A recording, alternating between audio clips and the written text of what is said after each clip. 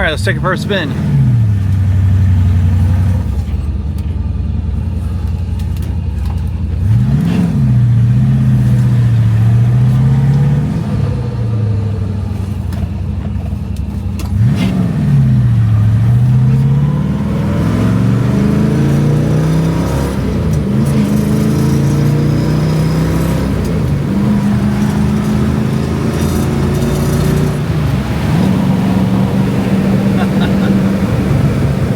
To go.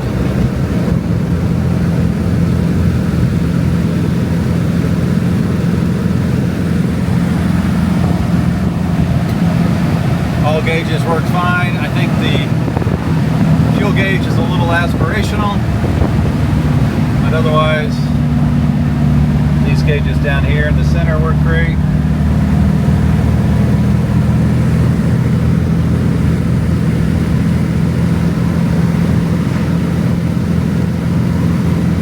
Could use a fifth gear, as all Mustangs could.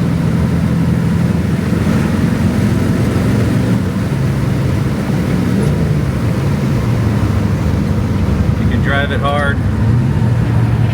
Brakes work great.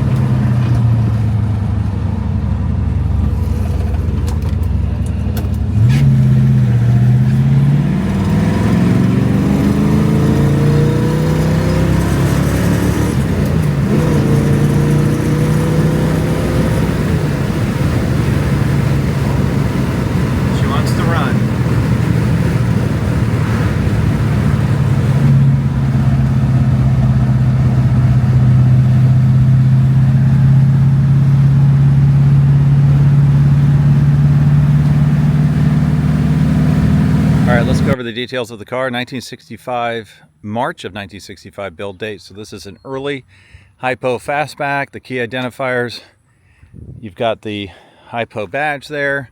You've got the Kelsey Hayes disc brakes.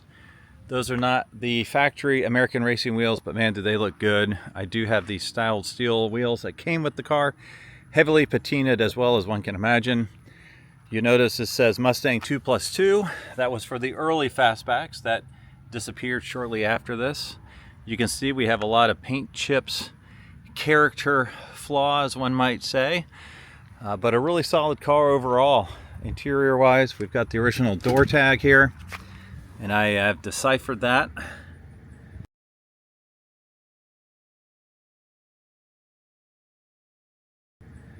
Real Hypo, original door tag, original rivets. You can see inside here obvious paint chips and different things, but a ton of fun. Aftermarket console that's just velcroed in there, so that is easy to take out. Period.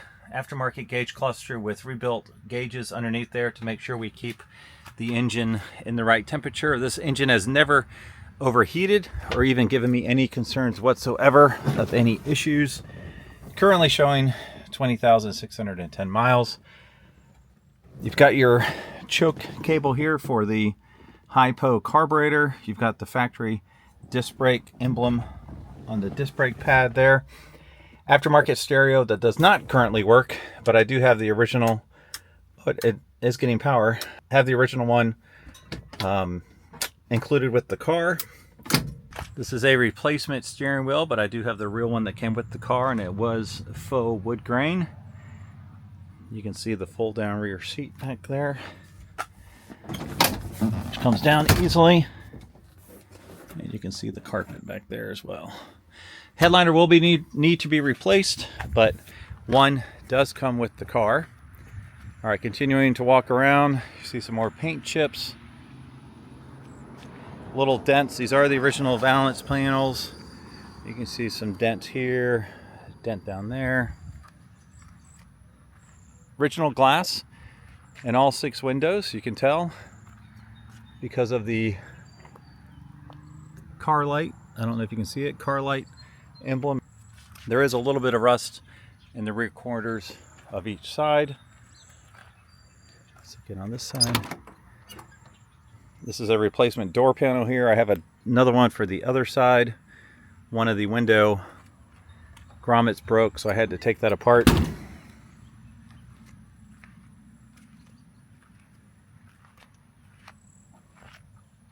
All right, let's look under the hood here. So we've got the 289 block. You can see the VIN right here. 5F09K right there.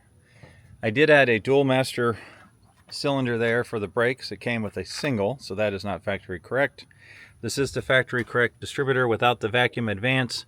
It does have the correct fan blade. It does have the correct, you can see here, number 21 on the Hypo head.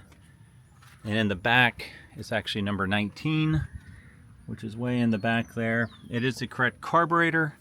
It is the correct dress-up kit. I believe that's aftermarket, not original from the factory.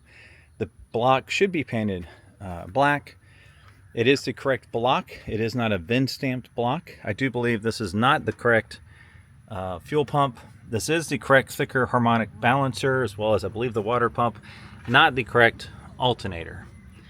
So some very cool stuff inside the engine bay.